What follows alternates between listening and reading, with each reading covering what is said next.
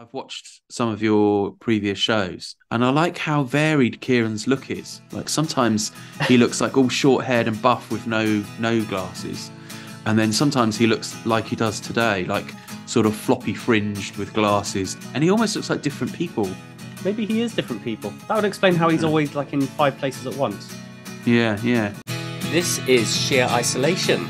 It's presented by Kieran Moore in Trowbridge and John Ponting in Cricklade. Hello, everybody. Thank you for joining us. This is Sheer Isolation. I'm John Ponting in Cricklade, and I am being joined in Trowbridge by Kieran Moore. Hello to Kieran. Hello, John. How you doing? I'm absolutely fine. It feels like it's been a while. We've not seen each other for a little while.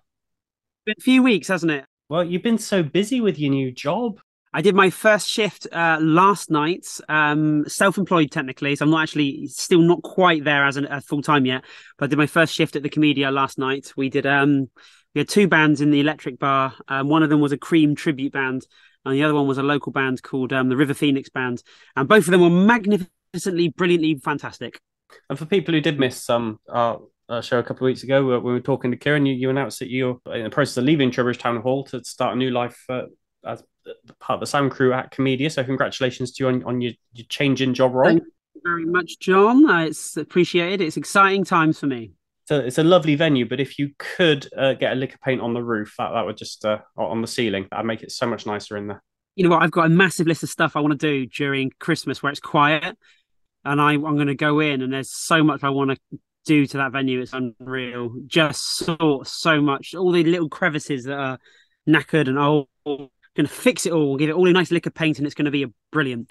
So the purpose of this show is to highlight and promote the local music and art scene. And in this half hour, we'll be chatting to another absolutely fascinating guest and playing a couple of tunes. Kieran, fair play on booking CJ Thorpe-Tracey, author, previously known in a previous life as Chris TT, musician. He's joining us on the show. Kieran, for people who don't know any of Chris's past or present work, he gives a quick rundown of who he is.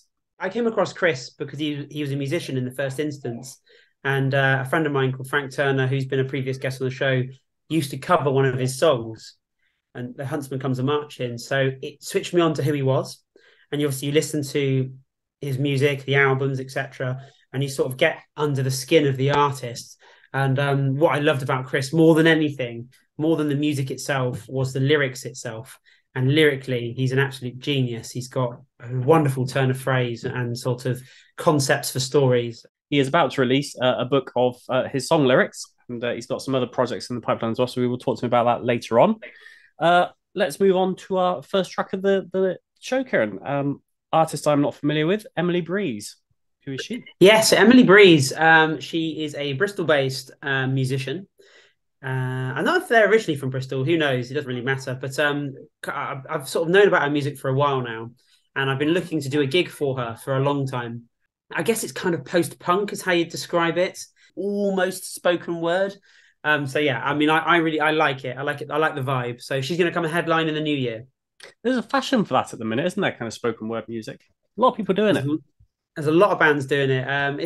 It's very, very popular scene. It's not far off poetry, which we're going to come on to in a minute. That Baz Luhrmann was years before his time with Sunscreen. Really was, wasn't he? You look back at that in isolation now and you think a lot of people grew up listening to that going, that dude's got an idea.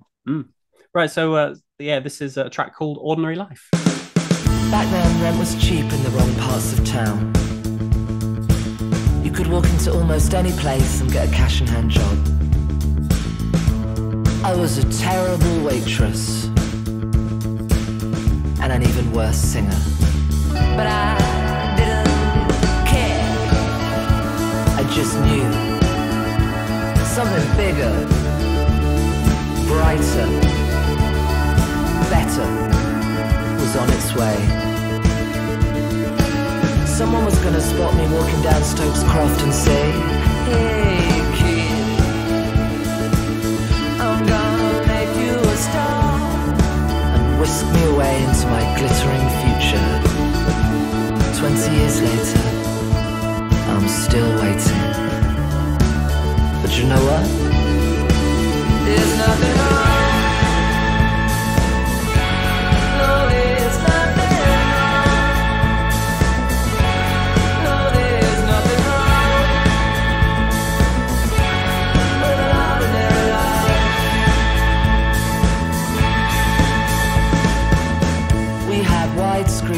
high-definition surround sound love affairs and low-budget B-movie one-night stands. Somehow it was always the end of the summer,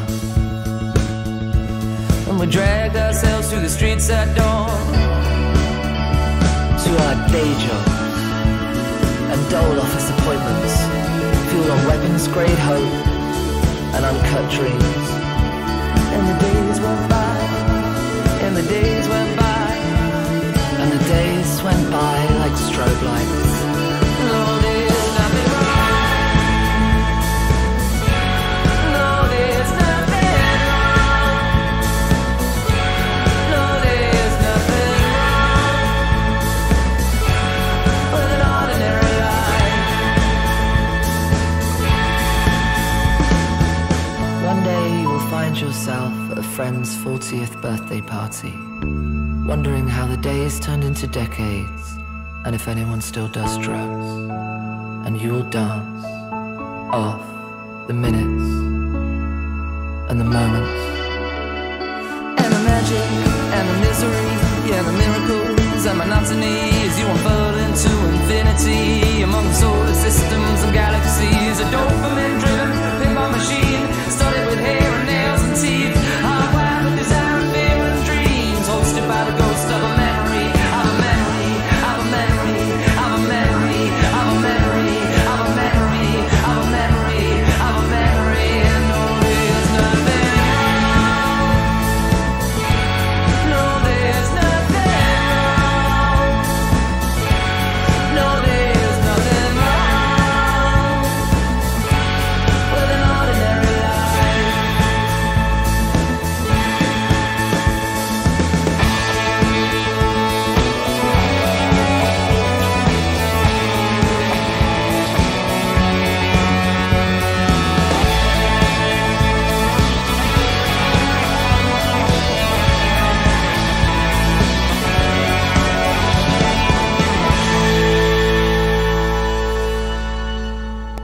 That track is called Ordinary Life. It is from Emily Breeze, who I believe is currently planning a tour and will be in venues near you very soon. Is she at Trowbridge, Kieran, or is she at Bath? You've got too many venues now. I don't know where to ask where you're playing, where she's playing. She's going to be playing in Trowbridge at the Pump in, I believe it's May next year or February next year. I've forgotten. There's a big difference between those two dates. It's either February or it's May. It's not actually announced yet, so we're just on that verge of announcing it. So, but you heard it here first. She's just played Bradford on Avon, the Three Horseshoes, which we should actually get the guy from Three Horseshoes on this podcast because he does some incredible gigs at that pub. And I'd love to talk to him about it. But she's just played there anyway, and it was absolutely packed. Make sure you get your month right before you start putting your tickets out there. Technically, the tickets are on sale, and we have sold a ticket. So I'm just rubbish. I can't remember who's due to play when. Okay, let's move away from this. Let's go on to some more familiar territory. Have you got any product placement, Kieran, this week? I'm glad you mentioned that, John, because I do. This is a T-shirt by a brand new band from Devizes area, Lavington, called Nothing Rhymes with Orange. And you know how you got your I don't know if anybody's listening has got children, they'll know that children are a money pit. They just constantly ask for money. And my daughter sent me a message saying, "Can I have £10 to buy a T-shirt from the bands at school?" So this is the brand new T-shirt from Nothing Rhymes with Orange. Technically, this is mine because I paid for it. But it's a medium, so it will actually fit me. So this is actually now mine. My daughter likes to steal my band T-shirts as well, so I'm gonna steal it off of her. I'm gonna put it on right now. Where do we stand on lozenge? Does that not rhyme with orange? Lozenge, orange, lozenge, orange. I mean, maybe that as a rhyme. Maybe, John. I'm too hot. It's too many layers. What kind of music do they do? Indie rock and roll. It's indie rock and roll for me. It's indie rock and roll. They're a good band as well. They've just played in Bath actually, so they've only played about 5 proper gigs, inverted commas. But they've got real lovely fan base from all their girlfriends and boyfriends at school. So yeah, it's pretty cool. Okay, then we'll move on to this week's guest then, shall we? So we mentioned there in the opening link, we're joined by CJ Thorpe-Tracey. Many people may well know him as Chris TT. He has moved on from being a musician, so he doesn't doesn't tour his music anymore, but he has gone into writing, and he's got a book that's coming out in the next couple of weeks, which is effectively a lyric book. Taking lyrics from his old songs, create them into a book, and elaborated on them. Now, Kieran, you've known Chris for many a year, haven't you? So you've been following his actions as he's gone through these various transitions. I have. I've known Chris for a long time, and I've always supported his work. Not just because he's a friend and all the rest of it, but because of what he makes is absolutely fantastic. And it's an absolute pleasure to be talking to him now about where he's at in his career and what he's doing next. Before your internet and your laptop started playing up, you asked him what came first out of the songwriting or the other, right? Like the songwriting or the literature? Songwriting or literature writing. Yes, there we go. Yes. I think I'd still say that music was my first love right from when I was a kid, but also I'm a child of English teachers, so I was brought up with lots of grammar and loads of books, and even when I first started making music, that was the way I wanted to use words, was in songs before anything else, definitely.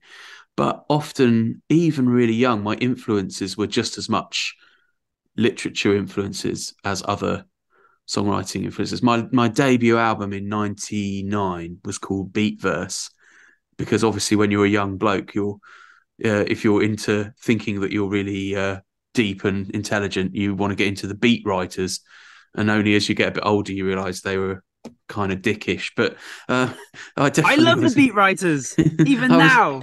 Yeah, there's some of the greatest American writing is beat fiction. So yeah, I was a songwriter first and foremost, but I was influenced by the world of literature, I would say. And it only gradually dawned on me over the years that I was enjoying writing prose just as much as I was enjoying writing lyrics. And always it was very lyric heavy, my music. So I was quite a lazy songwriter and would often, in terms of melody or in terms of structure and production, I would often have quite a low standard of what I thought was acceptable. I still think the songs are great, but I was quite happy to leave a melody or leave a song fairly lazily structured as long as I got the words to where I wanted them to be. Right. So that was, the words were always perhaps too much of a priority when I was making music. Let's move away from the music then and move on to the writing. Do you want to tell us about this new book you've got coming out? Yeah, it's a collection of every song I wrote during my music career. It's a lyric book, but I didn't want to do just a sort of. I wanted to make it fat and heavy, so it's a really nice hardback lyric book with every single song, and I didn't want to do just a selection, so it's complete. And then, so how many songs are we talking?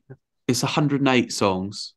And then I've annotated each one with sort of notes. So it's ended up sometimes having the flavour of a memoir and sometimes having the flavour of a bad songwriting guide. And sometimes just being kind of whatever stupid thought comes to my head about the lyrics of the songs. But I did do quite a lot of etymology of every phrase. Anything I could think of that's a phrase or a word that's come from somewhere. That's how I sort of, in a way, that's how I disciplined the structure. Was each song, I did the etymology for everything first and then started thinking about what I might want to say about the song. The main reason I did it was because I've been trying to write, I've got a couple of novels on the go, he said, but I'm trying to write 2 novels. Or I've written one and I'm trying to write another one. And the lyric book was procrastination. So each time I was thinking, when you send yourself off to do something else when you're meant to be writing, and sometimes that's the dishes or the vacuuming. And this time I worked out that if I got annoyed with the writing, I would just drop back into the lyric book. And it was so structured, it was really easy to just pick a song and go, oh, what does that word or phrase mean in the song? And so it almost got written entirely as a process of avoiding writing anything else, which in a way has... Yeah, I now don't have an excuse to finish writing all the other things. So, yeah, that's exactly what I was going to say. I suppose the lyrics from your songs, that they are in effect stories in themselves, aren't they? So you've got like 100 pretty much mini stories there. So I can imagine that's Yeah. going to be quite substantial. And probably must have taken a long time just to gather your thoughts and just write down what you were thinking when you put the lyrics together originally. I came away from it quite exhausted with myself, but also quite proud that there's, for example, there are characters that recur through all on different albums. You'll find songs about the same character, because I was so obsessed with, like world building. I was almost like trying to do a thing where I was world building the whole way through. So you've got albums that are a decade apart, but they've got different chapters in the same person's life, or they've got little Easter eggs of plot things that happened on a previous album 5 years ago, drops back in. So I wanted to sort of flag them up and also pat myself on the back for doing it. But my songwriting always was really narrative. Yeah, it was always. I'm not really great at the kind of look at me, this is how I feel now type excoriation of the self, or the conventional love song. I'm much more into like, let's think of some funny story about rabbits, or about a bloke lost somewhere, or I don't know, just things, and see how the story pans out. And maybe they could have been short. I mean, that was one of the things I've been wondering after I did 20 years sort of in music making and gave up at the end of 2017. So it's been 5 years since I gave up. And during that time, one of the main things I've been wondering is, if I had spent all that time writing short stories, all the same songs, a lot of them could have been short stories. Would they have been better, or would they have been worse? And I don't know. I haven't got a clue, and I'm not going to go back and rewrite them all as short stories. But it does make me think, maybe because I wasn't that great at the music side, maybe what I should have been doing all along since my early 20s was just writing fiction. But I'll never know. You said you got a couple of novels on the go. Yeah. Dare I ask what they're about and how far down the process you are? Back as far as 2015, 2016, I was working on a novel that is a sort of speculative psychological thing. It's a novel about a woman in a cave grieving, and she's inside a video game in the cave, and everyone else is running around playing the game, and she's just inside this cave grieving. And I really like it, and it is at first draft level. It's finished basically, but it's not very splashy. Like, it's not very high concept. Not that much happens. So I then started writing another novel with a slightly more cynical view of I need a really flipping brilliant idea that people will really understand the idea straight away, and then I need to hang a novel on this really good idea, and then that will be hopefully the idea would be so strong in and of itself that I can then sort myself out for a debut, like try and get published for, good enough to get an agent and get published. And so what I'm working on at the moment is that. The fact that you're releasing this lyric book, how is that going to connect back into the songs that people may want to see you perform in the future, but that's not on the cards? Yeah, slightly conflicting way of doing it, and I'm aware of that. The other weird thing at the moment, which I'm trying to fix really hard, is that some of the records that I refer to, some of my older records, aren't even available to stream. So I'm desperately trying to sort of sort out so that by December, because the book, although people are starting to get their copies, because I'm sending out copies as soon as the orders come in, officially the book is out on the 1st of December. And my plan was to have it'd be a bit pointless if people get a lyric book and then they can't listen to the songs. Yeah. However, that may even happen. That may just be an absolute stroke of genius. Yeah, in terms of creating buzz about a long defunct music career, it's not bad, is it? Fans could start writing the songs for your lyrics. I'm sure that's happened to Terry Pratchett that before. That is such a good idea. That's a brilliant idea. That's what I should have said. It's like, here's a load of lyrics, but I'm not going to let you have the old albums. You just have to do it yourself. That's so good. Maybe I'll still do it. Maybe I'll do a competition for the best, completely different version of the lyrics. You heard it here first. Yeah. During lockdown, I wrote a bunch of poems and then I published this poetry pamphlet. and I don't really know anything about the poetry industry, which turns out to be quite toxic and kind of stupid in some ways. There's lots of competitiveness for very, very minuscule rewards. And the other thing that happened was I made quite a bit of money on my poetry pamphlet because I sold quite well and I self-published it. Basically, nobody that bought my book, my poetry book, was a poetry fan. They were all sort of followers of what I do. And then I'm not in any poetry scene or anything. And then I was chatting to this poet who's a really good, proper poet whose works I've read. And they were so annoyed that I'd made money off my poetry pamphlet. Not particularly at me, although I think I caught a bit of it. And I realised that selling 500 pamphlets is almost unheard of in the poetry world. And it sort of really brought home how lucky I am that I've got this group of people that follow my creative life that still were interested in buying a debut poetry pamphlet. I mean, I also did it all wrong. Like, you're supposed to spend years honing your poetry craft and spend years submitting poems to magazines and getting rejected and very occasionally getting accepted. And only after a decade of that, you publish a pamphlet. And I sort of did it the wrong way around. So I sort of maybe burnt my bridges a little bit with the poetry world, but I don't care. I'm just the reason I'm saying that is just to boast that I have this lovely group of people that still like what I do. That means I can sell a bunch of lyric books now.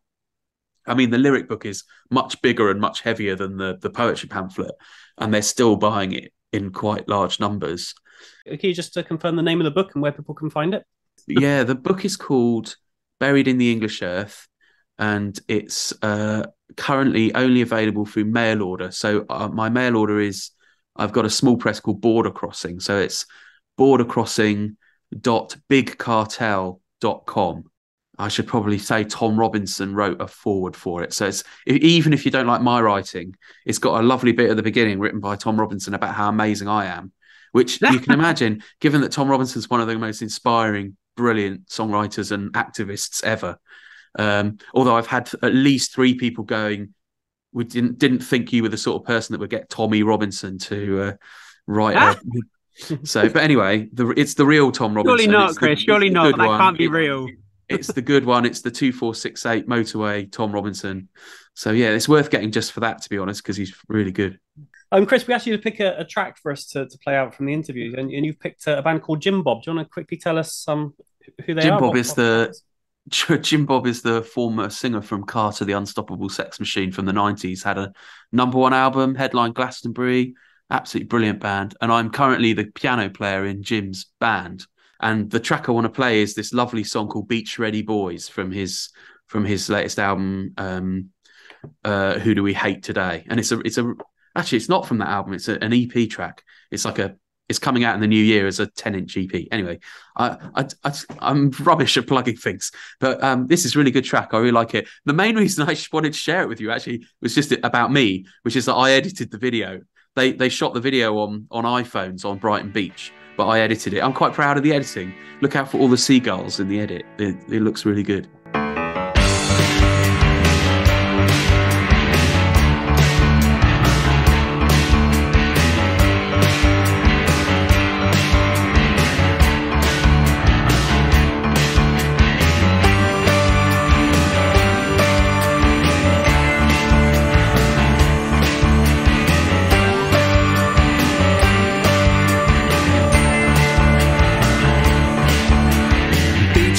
Boys have never been to the seaside. Make a joyful noise on a train or a coach ride. To Hastings, Bodmer, Wheel, Blackpool, Bournemouth, Deal. Kids from the block with their first stick of rock on a pier. It tastes so sweet to get away from the streets and come here.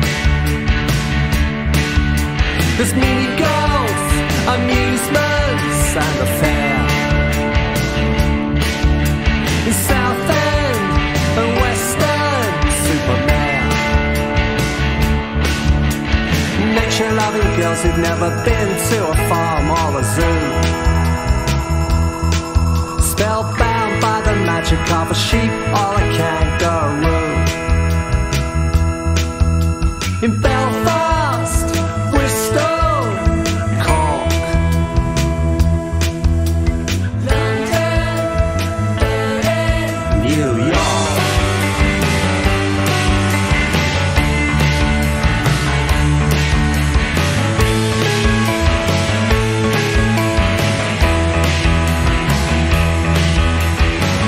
This isn't just about vitamin D deficiency or not knowing what the bit between the land and the sky is called.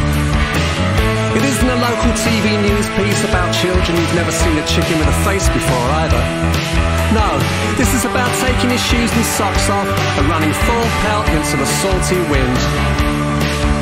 With a sand between your toes, a smile on your face, and not a care in the world. Beach-ready boys in a big black taxi, with the radio on, singing songs on the backseat. Beatles, Elvis, Slade, Stormzy, Slow Tie, Dave.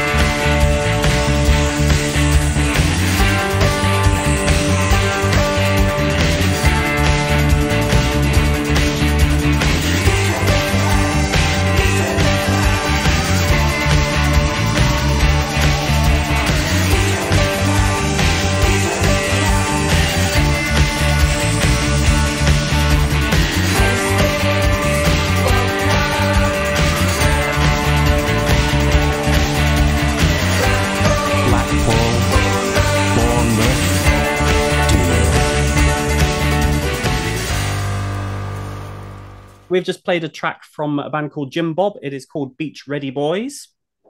And our guest today, CJ, is Chris, is part of that band and made the video. So if you're not watching it on YouTube, go find it. Yeah, he's an absolute talent. The man's talents know no bounds. He can also edit videos as well. News. I've got a couple of bits of news. Kieran, have you got anything you wanted to share? Not news, no, not specific. You go and I'll chime in. Okay, well, first off, I'm going to talk about Corky. Oh, what's he been up to? Corky has been in my life as a musician for 15 years, and I've known him for many years before that. But he has got an album coming out, which for people who know Corky, this is very exciting because he's notoriously difficult to track down to get recordings off. Yeah, right. So hang on a minute. This is news to me. I want to know more about this. Is it the old songs? Is it new songs? What is it? No. So when Corky has released an album before called Gert Lush, and this was before he became the agricultural hip-hop wurz-rap artist that he is today. So it's quite a more serious, subdued album. This new album is all of his rap stuff. Amazing. From what I can work out, it's just self-titled. So it's just called Corky. It is available online. Corky is touring with the Wurzels over winter. So they've got a couple of local dates. They're at your venue, Kieran Comedia in Bath on the 8th of December. They're at the Bristol Fleet. Oh, is he supporting that? Yes. Oh, that's great. I will be taking that show, so I'll get to see Tristan. I'm looking forward to that. I'm tempted to come along to that one, actually, mate. Well, you absolutely should. Another bit of news. Now, Thomas Haynes, who's been a previous guest on here, he's known musically as Grasslands. Grasslands. He has now created a magazine. He's called it Sound and Country Magazine. I just want to read you a sentence that he's published with this first edition. Yeah. Because I think you'll find this really interesting, Kieran, based on what previous guests have said. This newsletter is a response to what appears to be the decline of social media as we know it and the increasingly painful task of trying to communicate to people about new music and gigs and the like with people who are interested. Okay. Basically saying that social media is now making it very difficult for artists to promote to their fans without having to pay extortionate amounts of ad revenue money. So I think that's probably true and accurate. So he's produced his own magazine. Email us at sheerisolation.magazine. Email us at sheerisolation@gmail.com, or you can log on to sheerisolation.co.uk. You can access our previous shows on your streaming service of choice, or you can hop onto YouTube to get a video version. We'll be back here same time, same place next week if you're with us on radio. Okay, my camera has now just woken up again. Anyway, never mind. Right, Kieran, it's been an absolute chore this evening. I'm not going to lie. Chris was amazing. You've been awful. Kieran, we need to wrap this up because I could easily make this into a 2-hour show. Once you cut out all the errors, it'll be like 20 minutes. That's the theory, yeah. Right. Cheers for that, Kieran. I will speak to you Pleasure, very mate. soon, I'm sure. Take care. You take care. See ya. Bye. Bye.